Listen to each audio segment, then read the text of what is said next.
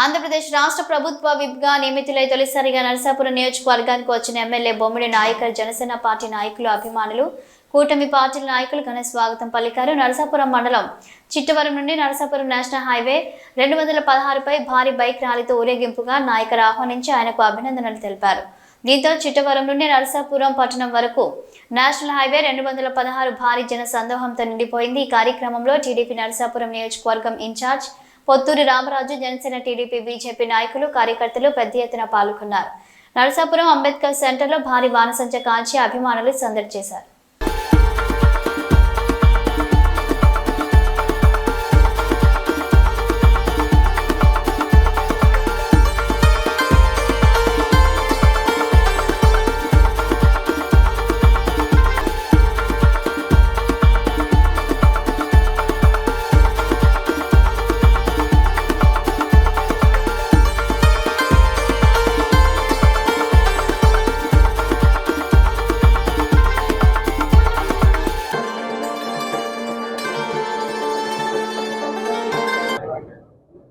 మరి ఈ రోజున మన నరసాపురం నియోజకవర్గం మరి వచ్చినందుకు మరి ఈ ఎన్డీఏ కూటమి నాయకులందరూ కూడా నాకు ఘన స్వాగతం తెలియజేశారు.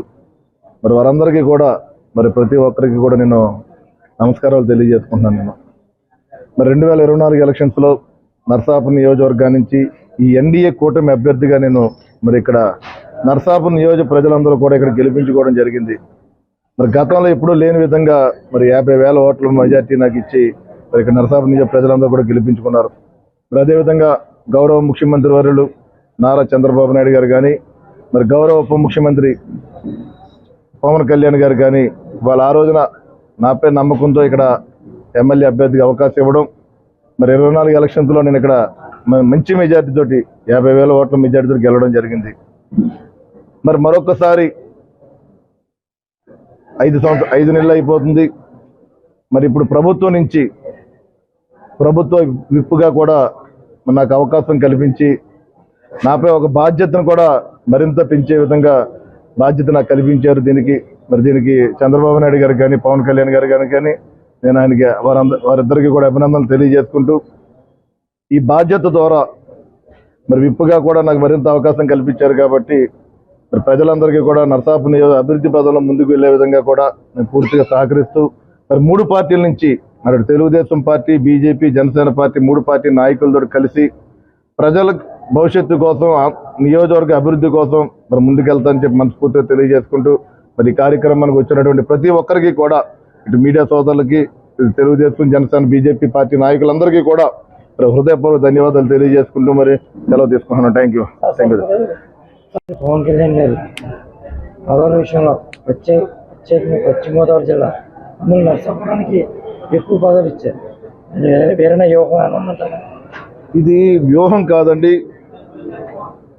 అంటే గతంలో కూడా చూడండి, 2014 ఎలక్షన్స్లో అంటే జనసేన పార్టీ ఆ రోజున పవన్ కళ్యాణ్ గారు ప్రత్యక్షంగా పోటీ చేయకపోయినా పరోక్షంగా ఆ రోజున తెలుగుదేశం పార్టీకి సహకరించడం, ఆ రోజు చూశారు. జిల్లా ఏదైతే వెస్ట్ గోదావరి జిల్లా కూడా ఆ రోజు క్లీన్ స్వీప్ 15 సీట్లు కూడా గెలవడం చూసాం.